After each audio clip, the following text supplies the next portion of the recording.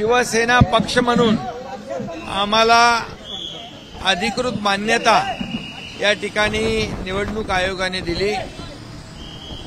धनुष्यबाणा symbol निवडणूक आयोगाने आम्हाला दिला आणि शिवसेना अधिकृत पक्ष हा आम्हाला निवडणूक आयोगाने दिलेला आहे। बहुमताच्या जोरावर मेजॉरिटी असल्यामुळे म्हणजे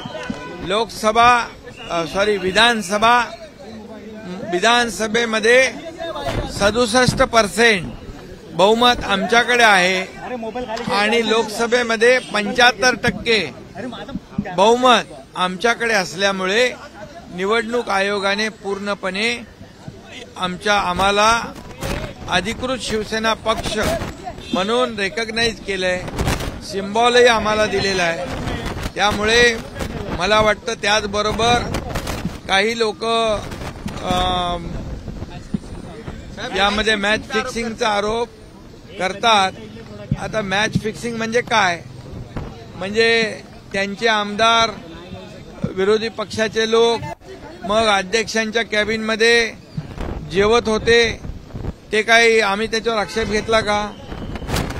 असा कुठलाही आता त्या दिवशी अध्यक्ष माझ्याकडे आले, ते अधिकृत त्यांच्या वाहनातून आले, अधिकृतपणे आले, रात्री लपून आले नाहीत, दिवसाच्या उजेडामध्ये आले आणि त्यांच्या मतदारसंघामध्ये जे काम सुरू आहे कोस्टल हायवेचं, मरीन ड्राईव्हचं मी स्वतः व्हिजिट केली होती आणि काही विषय जे आहेत त्यांच्या ते आमदार आहेत आणि आमदार आहेत, त्यामुळे त्यांचे जी काही कामं मतदारसंघातली असतील, इतरही काही विषय होते आणि अधिकाऱ्यांच्या सोबत ऑफिशियल बैठक झाली, लपून छपून बैठक झालेली नाही। त्यामुळे जे लोक चोराच्या मनात चांदणं असतं, लपून छपून बैठका करणाऱ्या अंधारामध्ये आम्ही त्या करत नाही। आमचं काम अगदी स्पष्ट असतं। आज म्हणजे जे गेल्या 2 वर्षापासून सुरू आहे त्याचा निकाल येणार आहे, आउटकम येणार आहे। गेल्या 2 वर्षापासूनच आणि तुमच्या राजकीय अनुभवातून तुम्ही कसं पाहता आजच्या दिवसात? जसं सगळं म्हणतायत तसं मलाही वाटतं की जे करायला पाहिजे ते हे लोक नाही करणार, पॉलिटिकल निर्णय देतील। हा निर्णय कॉन्स्टिट्यूशनली करेक्ट असला पाहिजे, एवढीच काळजी घेतली पाहिजे, एवढीच आम्हाला अपेक्षा आहे। संवैधानिक पदं आहेत, संवैधानिक रित्या त्या ठिकाणी निर्णय घेण्यात आला पाहिजे आणि खऱ्या अर्थानं जे काही खरं आहे तेच झालं पाहिजे असं आम्हाला वाटतं। म्हणजे तुम्हाला असं वाटते काय, तुम्ही म्हणताय की जो पॉलिटिकल निर्णय दिला जाईल, घटनात्मक दिला जाणार नाही, म्हणून कुठेतरी वाटते की बिलकुल मला वाटतं की हा पॉलिटिकल निर्णय हे लोक घेतील, संवैधानिक निर्णय नाही घेणार। हा कॉन्स्टिट्यूशनली प्रोसेस जी काय असेल, जे काय खरं असेल त्या हिशोबानं झालं पाहिजे, नाहीतर या लोकशाहीला खूप मोठा धक्का लागेल। पहिली प्रतिक्रिया तर निकाल लागल्यावर देता येईल, परंतु ज्या पद्धतीनं संशयाचं वातावरण माननीय विधानसभा अध्यक्षांनी निर्माण केलेलं आहे त्याच्याकडे सुद्धा आपण बघितलं पाहिजे।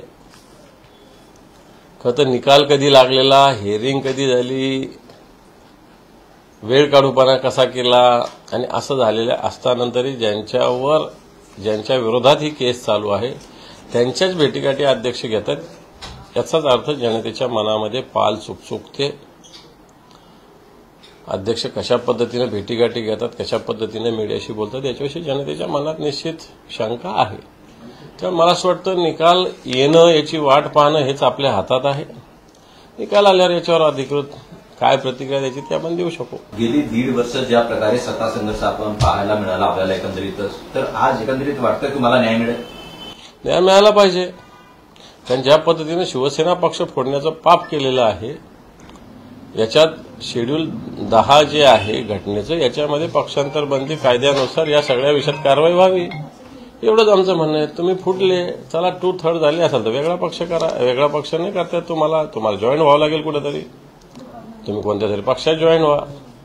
पण तुम्ही जॉईन न होता स्वतःचाच तो पक्ष आहे जो शिवसेना प्रमुखांनी निर्माण केला आहे, ज्याचं नेतृत्व उद्धवजी ठाकरे साहेबांकडे शिवसैनिकांनी दिलेलं आहे।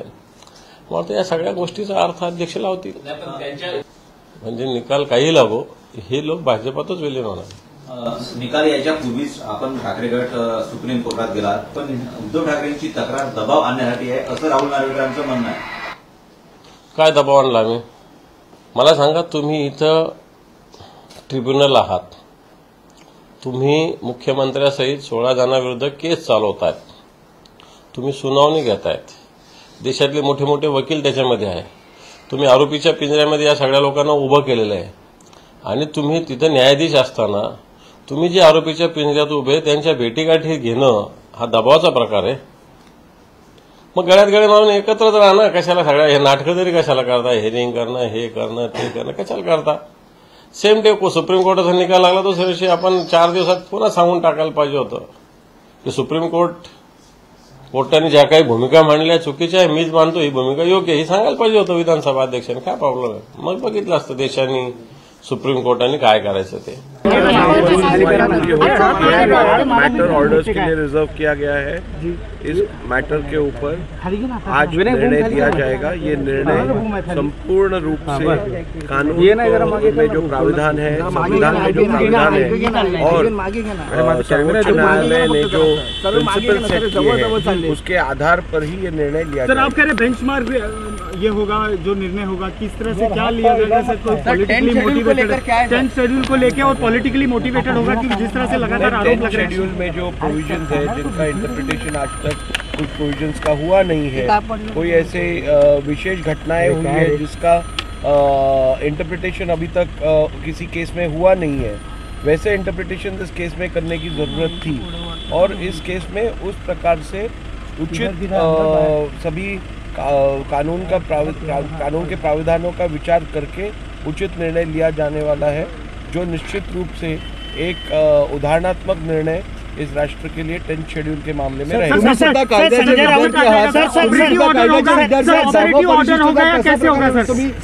राउत म्हणतात की अध्यक्षांनी दिल्लीतून हा निकाल आणलाय.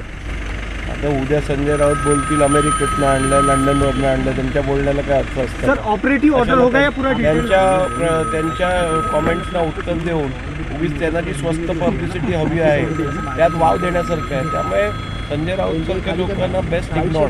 ठीक है. ऑपरेटिव ऑर्डर और सर कैसे होगा? सर, उद्धव ठाकरे जी ने जो आरोप लगाया उस पर आपकी प्रतिक्रिया सर केवल उस पर वो सुप्रीम कोर्ट में भी गए हैं. मैंने प्रतिक्रिया कल दी है.